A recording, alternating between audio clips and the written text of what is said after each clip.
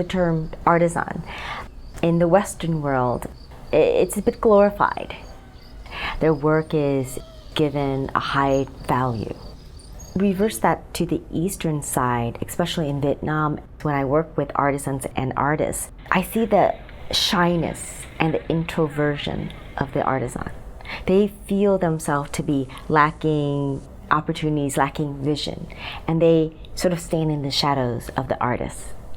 But to me, that artisan is the master for all other artists. Stretching back to so many hundreds and arguably thousands of years, it's the artisan who then create the foundation for what Vietnam art becomes. So we can see modern lacquerware coming from those original artisan. We can see textile art coming from the original textile artisan.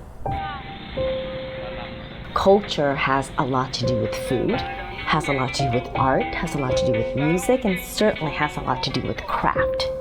We take that away.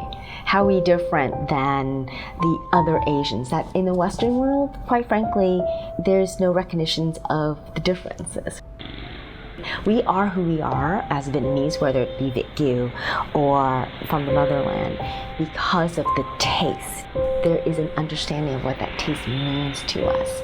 So I could live 80 years and I would one day die. The mortality of a human being is very specific. But imagine the beautiful craft that's been handed down for arguably 3,000 years. That defines us. So the artisan who practice this methodology, in all essence, are keeping that tradition alive. So to me, I have to respect them so that they can continue to respect the craft. So the philosophy behind Fashion4Freedom is, how do we take the tools of capitalism, how do we take the tools of the supply chain and redistribute it to the artisans? So that meaning, is there a way by which we can include those artisans that are disconnected, invisible, without voice, and to the most part marginalized? Is there a way by which we can help them be included in the supply chain? And I don't mean help by a sense of giving food. I mean help by creating real opportunities, real pathway for them to fairly join the trade.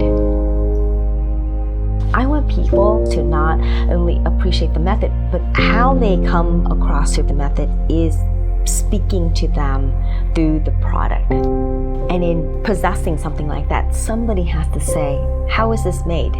Who made it? And that, to me, is where you really open the mystery box. And hopefully, through that product, they will come to Vietnam. They will travel to these places and explore their own wonder.